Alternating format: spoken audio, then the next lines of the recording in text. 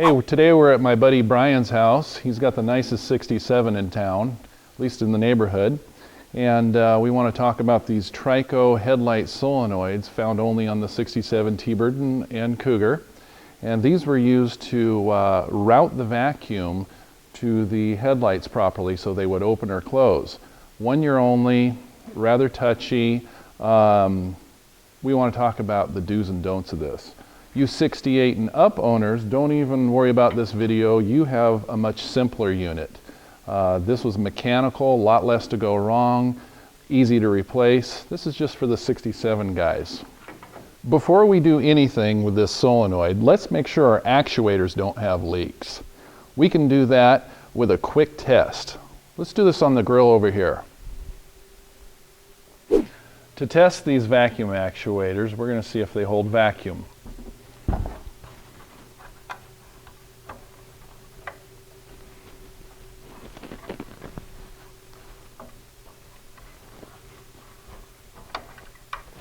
Remove the clip, pull the rod out, and put my index finger over the brass nipple on the top, and push down. This one leaks. Doesn't leak bad. But see how this shaft is going down? So that one's an adequate one. Let's test the other end too. Put your finger over the nipple. This one holds rock solid. So this particular actuator is good.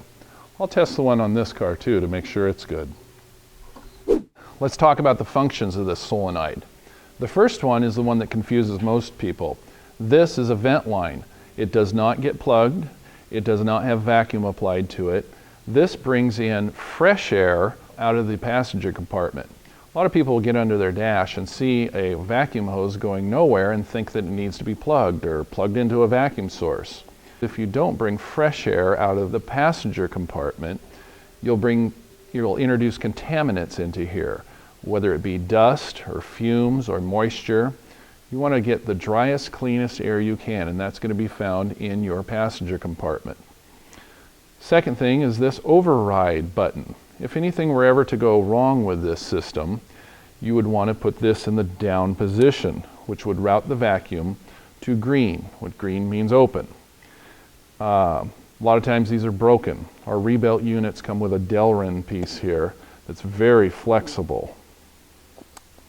White. White is your vacuum source. You'll find your vacuum source at your intake manifold, which is a constant source of vacuum. You don't bring your vacuum source from the back of the carburetor. That fluctuates too much. Yellow. The yellow closes. So when vacuum is routed through the white to the yellow, you're now closing your headlights. Another thing we want to talk about is grounding. I suggest that when you put this on, you use clean, rust-free fasteners. You make sure this is completely clean.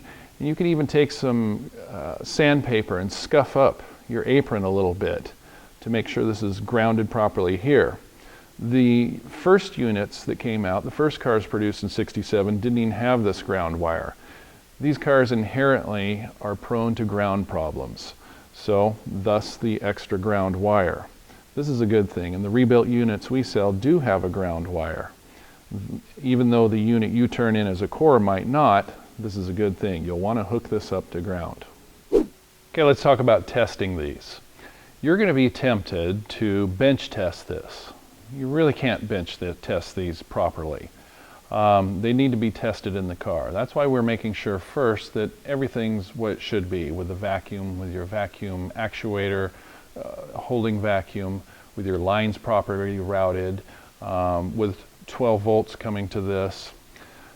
Don't go to your 12-volt battery and power this. You really risk ruining the magneto in here. If you were going to bench test it, you'd want to do it with, say, your battery charger on trickle charge. In line on this system is a 3 amp fuse. It's not meant for direct 12 volts. So resist, don't touch these on your battery. And if you do on our rebuilt units, of course, you'll avoid the warranty. So there's two main things that go wrong with these units. The magneto goes bad. Again, we talked about bad grounding on these cars, so that affects the magneto in time. And this diaphragm. These diaphragms over time rupture. One of the things is, again, if this is not bringing in fresh air from the passenger compartment, you're bringing in contaminants. And contaminants on rubber act like a file in time. So you fill this full of debris inside the chamber, inside the bell, you're going to prematurely wear out this diaphragm. We always replace these diaphragms, and the rubber we use is superior to what they had in 1967. This has elasticity that just, I mean, you can just stretch and stretch and stretch this, and it goes right back into form. Another misnomer is that you should test these vacuum ports with your MightyVac handheld vacuum pump. You will not get a good reading that way. This is your rubber gate valve, if you will, and if you do apply vacuum here, all you're doing is sucking this down. It's not a good reading. And of course, this doesn't take vacuum. Never put vacuum to this piece here. And other times people will suck this into oblivion. They'll break the seal where it's encapsulated in here.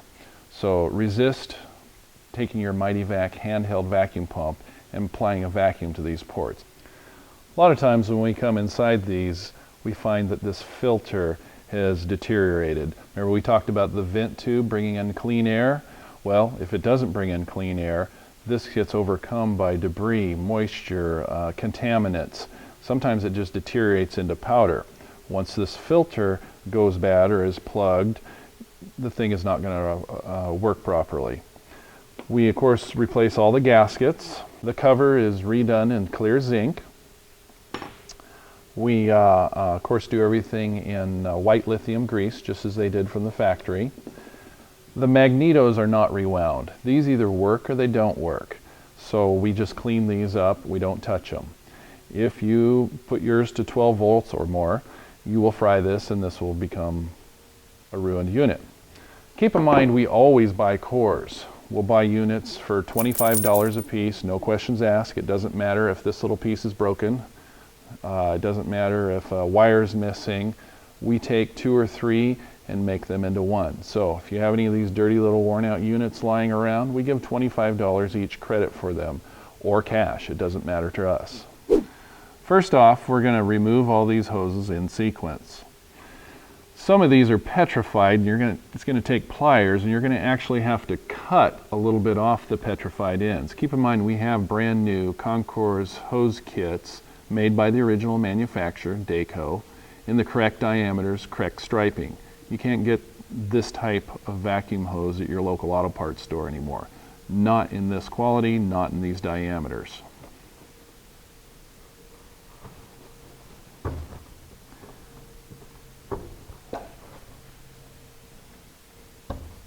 And then the bottom one last. And let's not forget the vent tube over here. Next, we're going to unplug the 12-volt power source. This one does not have a ground wire, so we don't have to worry about that. The ground wire, when so equipped, goes to the bottom bolt of the voltage regulator. Remember, it has to be clean and a tight connection. Okay, we use a 5/16 socket, 1/4 inch drive, a little bit of an extension.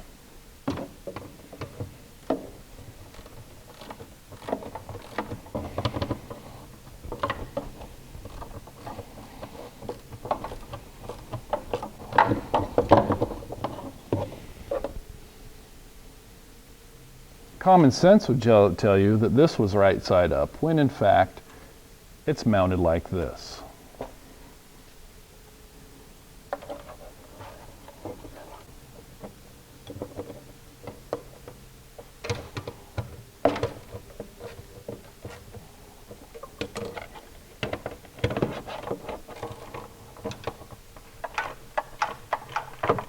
Okay, let's put these back on in the sequence they came off. Vent tube, green, white, yellow, then our power source. Make sure it's firm, twist it in, and push. Remember, we're putting the ground on the bottom bolt of the voltage regulator between the core support and the voltage regulator. If everything is 100%, you should be able to bolt this unit on and it works the first time. But you got multiple other things here. You got to make sure that your electrical system is giving the 12 volts to the solenoid via the red wire. You got to make sure your vacuum is intact, your hoses are routed correctly.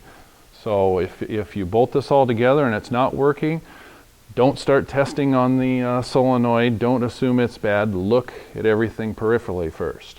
Keep in mind, if you're not getting 12 volts to the solenoid, it's most likely your headlight switch. And of course, we have those at cougarpartscatalog.com. So now all we have to do is test it and we're ready to roll.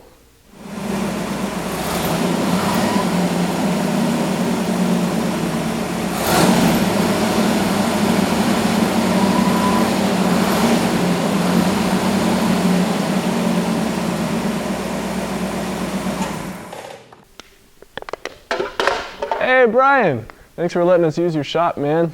I think you need some new pretzels though. These are kind of stale.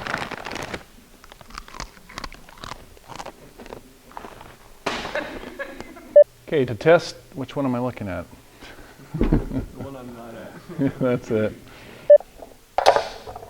First, we're going to remove these hoses. Which one am I looking at? Crap. The one I'm not at. Okay. Another misnomer is that one should test